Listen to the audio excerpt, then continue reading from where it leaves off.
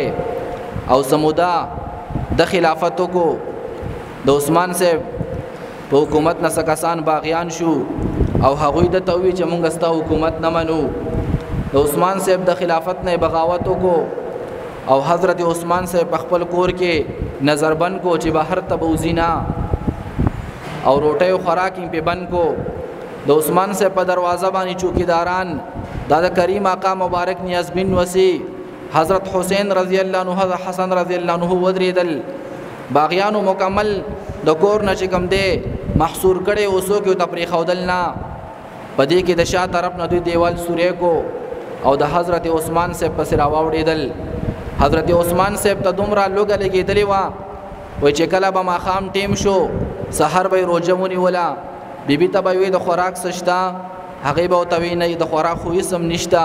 د اوبو یو ګوټ پې وکړو بیا به یې د روژې نیت وکړو یو ورځ له بیبي خوراک راوړي ورته وایي عثمانه ډېرې ورځې شوي ته په مخه په ناره باندې روژې نیوې دا خوراک وخوره عثمان صاحب ورته وایي نه بیبي بیګا ما په خوب کې د دواړو جهانو سردار مبارک لیدلی دی حضور علیه الصلاۃ والسلام مبارک ته بیګا وی عثمانه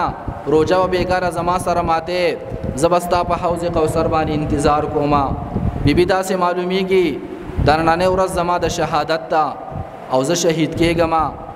په دې کې کافرانو د شا طرف نه دیوال سورې کو باغیانو او په حضرت عثمان صاحب باندې رالل چې څنګه راورسېدل دغه بدبخت وړاندې د عثمان صاحب د بیبي د مخ نه سپېړه وتمبوله او بیا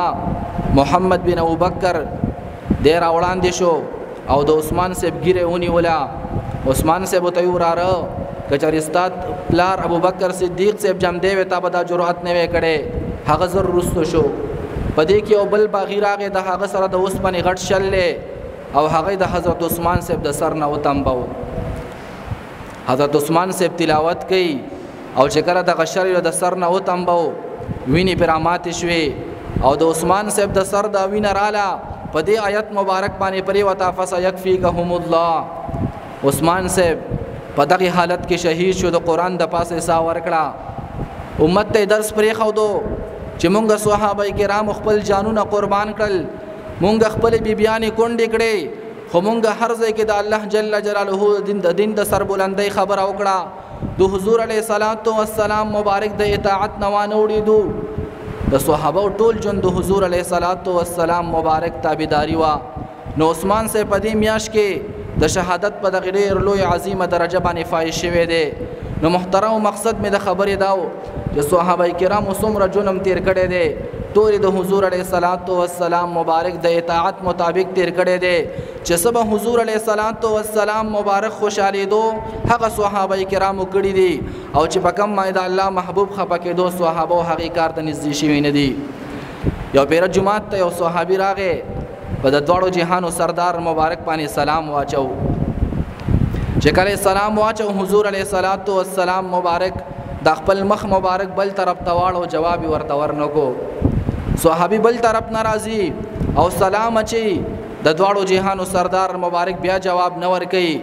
صحابي زر صحابه ته رامنډ کړه او ته صحابه ما ته زر وای ما د الله محبوب د سلام جواب ولې نه راکې زمانه ګناه څه شوی دا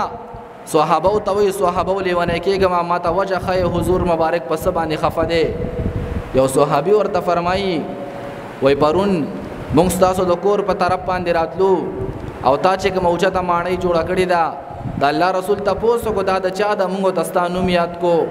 بس د الله رسول سونه وی خاموشي اختیار کړه د ویخه د الله رسول په دغه باندې خفه دی بزرګ د جمعات نه منډه کړه خپل کور ته ونخته او خپل ټوله ماڼۍ د ځمکې سره اواره کړه او بیا دا نه کوي چې زر را منډه کې او د الله رسول ته وایي چې د الله رسوله ته په هغې بنګله باندې خفه وي ما ټوله ورانه کړه نه بیا څه موده پس حضور علیه الصلاۃ والسلام مبارک په هغې طرف باندې تېرېدو تپوس یې وکړو صحابو دلته خو یو ماڼۍ وه یو بنګله وه هغه څه شوه صحابو ته وی د الله محبوبه چې تا کله د صحابي نه مخ واړو هغه دونه بېقراره شو چې راغی خپل ټول کور چې کوم دی ورڼو نور صحابه داسې محبت د حضور علیه الصلاۃ والسلام مبارک سره الله جل جلاله دی زما او تاسو په زړه کې د حضور علیه الصلاۃ والسلام مبارک د صحابه په شان تابعداري او محبت نصیب کړي